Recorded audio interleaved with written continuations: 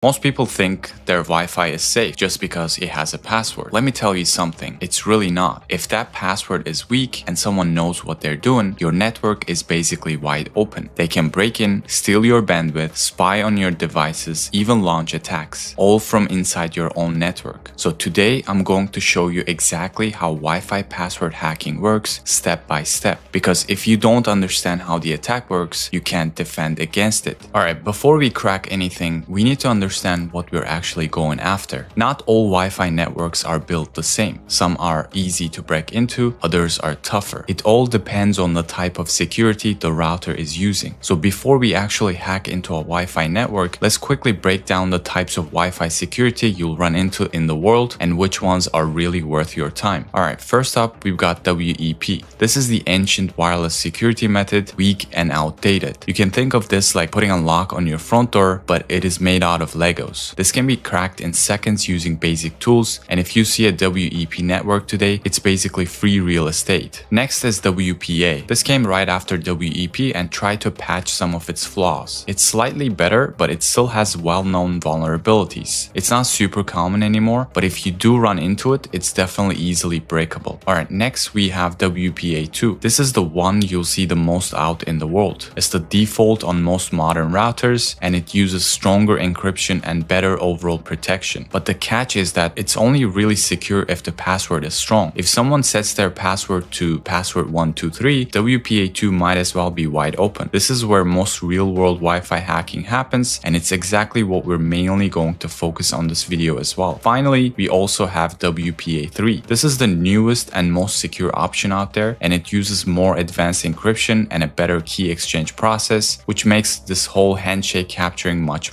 harder. There's still a problem with this because not every device or router supports WPA3 yet. So while it's growing, a huge chunk of networks are still stuck on WPA2, and that's what attackers are commonly targeting. Alright, before we start doing anything, we need three things: the right hardware, the right tools, and the right word list. First, for the hardware, you'll need a wireless adapter that supports monitor mode and packet injection. Now, the monitor mode lets you listen all the wireless traffic around you and not just what's meant for your device. And packet injection lets you actively send packets like deauthentication signals. Some built-in Wi-Fi cards support these features, but not all of them do, so you need to verify before wasting your time. And to check if your adapter supports monitor mode, you can run this command here, iwlist. This command will list your wireless capabilities, and when you run it, you're gonna want to look under the supported interface mode section, and if you see monitor listed there, it means your adapter can be switched into monitor mode. Now, to test for injection support, you can use a tool called areplay ng. If you run this command here, areplay ng --test followed by the wireless interface you have, this command will send out test packets to check if the adapter can inject them into the air, and then listens to see if any responses come back. If responses are received, it will say something like injection is working. Now, once you got the right hardware, the next step is having the right tools. For basic Wi-Fi hacking, we'll be using tools from the AirCrack NG suite, like AeroDump tool, which is used for scanning and capturing handshakes, the areplay tool, which is used for kicking clients off networks, and finally the AirCrack tool, which is used for cracking passwords offline. Now, having the rightware and tools is only half the game, because without a solid word list, you're basically shooting in the dark, and a good word list massively boosts your chances of cracking the password. If the password is something like I love pizza, it'll be cracked in seconds, because these kinds of easily guessable passwords are in every major word list, and tools we use today can run millions of guesses per second with the right hardware. Every time a device connects to a WPA2 protected Wi-Fi network, whether that's your phone, your laptop, whatever, the router and the device perform a quick handshake to authenticate each other and securely agree on encryption keys. And if we can capture that handshake, we can then try to crack it offline using a word list. Now, we don't need to be connected, we just need to catch the handshake while it happens. Now, to see other wireless traffic around us, we need to switch our wireless adapter from manage mode, which is what we normally use, to monitor mode. And to do this, all you have to do is to use the airmon-ng tool. So if you run sudo airmon-ng start followed by your wireless adapter name, and you can check the wireless adapter name with IPA command. So this command will simply change your adapter's mode to monitor mode. And keep in mind, if you see any warning about network manager or other processes interfering, you can always kill them with this command here, sudo airmon-ng check kill. This command will simply prevent packet interference with your Wi-Fi adapter, but it will likely disable your internet until you restart those processes or reboot.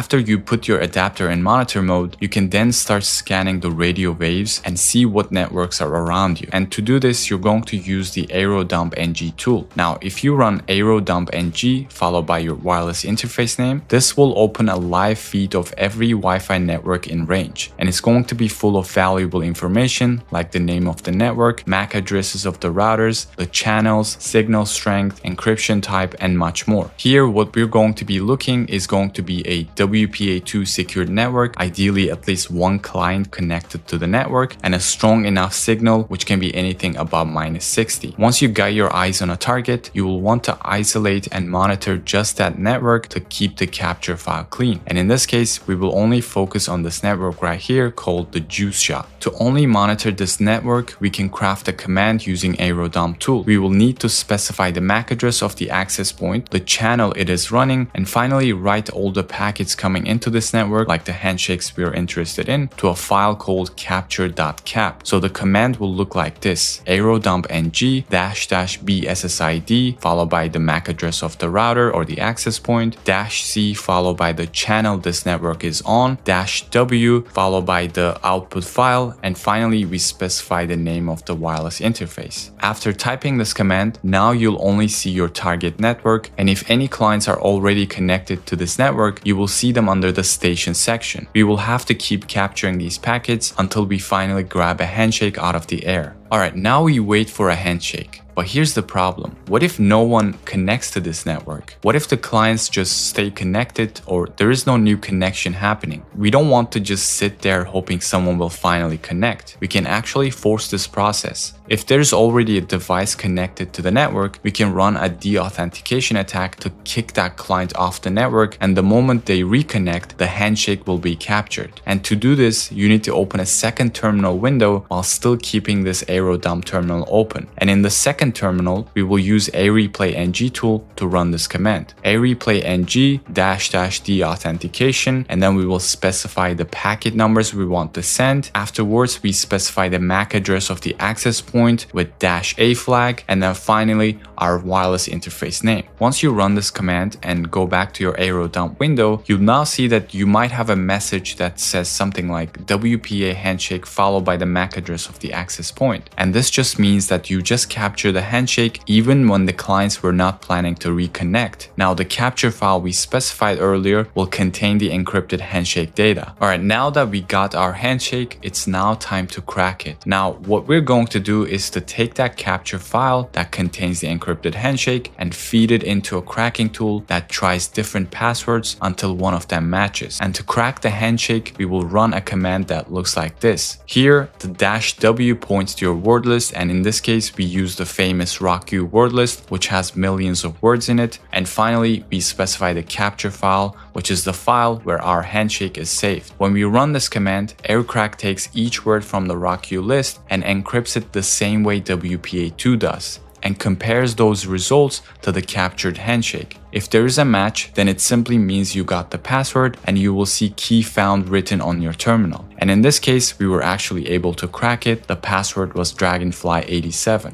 The truth about this process is that it can be fast, but it can also be painfully slow. So your success here will depend entirely on your word list. And the better the word list, the better your chances are. So you might ask, what does all of this actually mean? Well, the truth is that most home and small business networks today still rely on WPA2, and this entire process shows how fragile that can be if the password is weak. If your router or device is supported, one of the smartest things you can do right now is to upgrade to WPA3. Unlike WPA2, WPA3 doesn't use the same four-way handshake system, which means attackers can't just sit back, capture your traffic, and crack it offline. But until WPA3 memory is everywhere, your best defense is still your password. Make it long, random, and completely unguessable. Avoid names, dates, or anything remotely predictable. Wi-Fi hacking isn't really magic, it's just a simple method, and anyone with the right tools and patience can pull it off. So now that you've seen exactly how this works, protect your own network like you'd expect an attacker to come knocking.